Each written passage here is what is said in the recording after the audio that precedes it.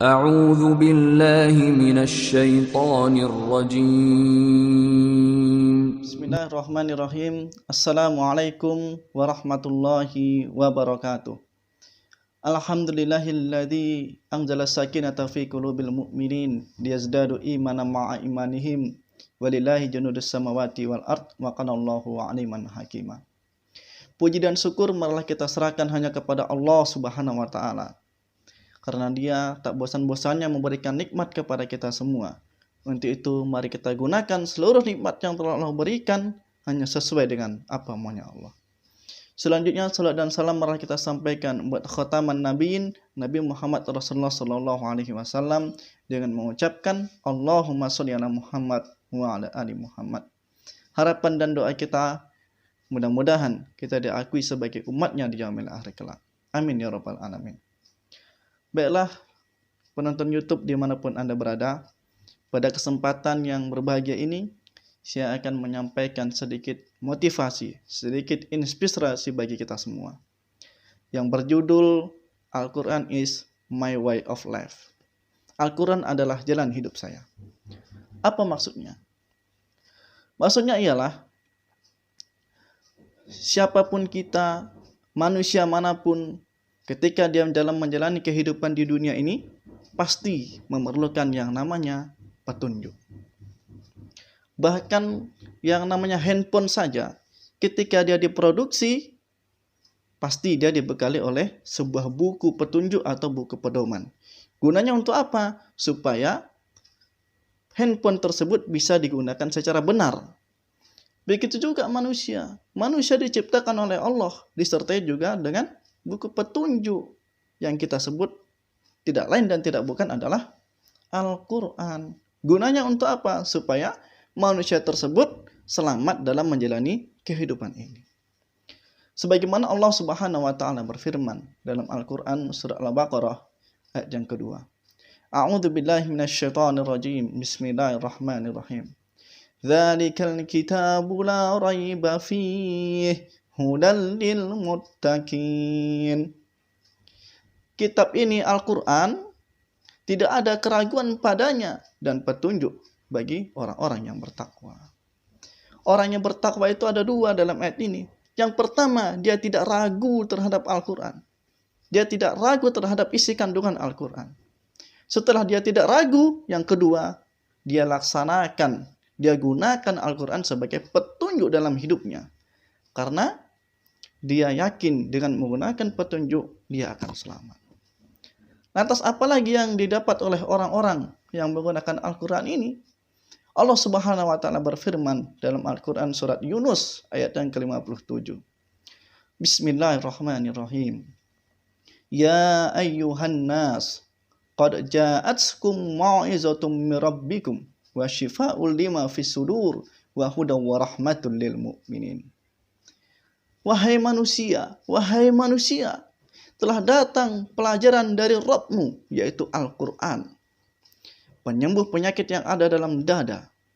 Kemudian, yaitu petunjuk huda. Kemudian, warahmatul lil mu'minin, rahmat bagi orang-orang yang beriman. Setidaknya ada 4 fungsi Al-Quran dalam ayat ini. Yang pertama adalah mau'izah, pelajaran. Ketika Al-Quran difungsikan sebagai pelajaran, maka dia harus dipelajari. Bagaimana caranya? Iqra'u. Bacalah Al-Quran terlebih dahulu. Kemudian dipelajari, setelah dipelajari baru diamalkan. Sebagaimana Rasulullah SAW bersabda, khairukum man ta'allama Al-Quran wa 'allamahu.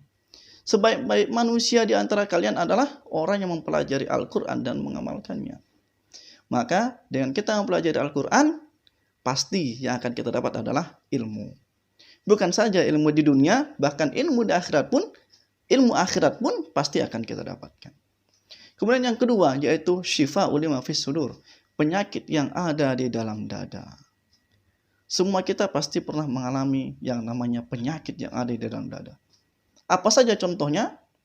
Ada yang namanya iri, dengki, hasad, sombong, ujub, takabur, riya, dan lain sebagainya. Semua itu akan tuntas, akan hilang ketika kita memfungsikan Al-Quran sebagai syifa, penyembuh penyakit. Sehingga orang yang memakai Al-Quran sebagai penyembuh penyakit, pasti yang dia dapat adalah kesehatan. Bukan saja kesehatan rohani, bahkan kesehatan jasmani pun dia akan dapatkan. Kemudian yang ketiga, sebagai huda, sebagai petunjuk. Ketika orang memfungsikan Al-Quran sebagai petunjuk, pasti dia akan selamat. Ketika ada petunjuk, tapi dia tidak mau pakai, nanti pasti dia akan salah jalan, atau tersesat, atau tidak sampai kepada tujuan. Kemudian yang keempat adalah sebagai rahmat. Ketika Al-Quran difungsikan sebagai rahmat, maka dia akan didapat adalah sebuah kebahagiaan, sebuah ketenangan, sebuah keberkahan dalam hidupnya. Bagi siapa? Yaitu lil mu'min. Orang-orang yang beriman, orang-orang yang percaya bahwa Al-Quran itu akan menyelamatkan dirinya. Maka kalau kita fikir-fikir dalam hidup ini, mungkin tidak ada selain 4 itu yang kita cari. Apa dia? Yang pertama, ilmu. Ketika Al-Quran difungsikan sebagai pelajaran, dia akan dapat ilmu. Yang kedua, syifa, penyembuh penyakit. Maka akan sehat. Yang ketiga, yaitu huda.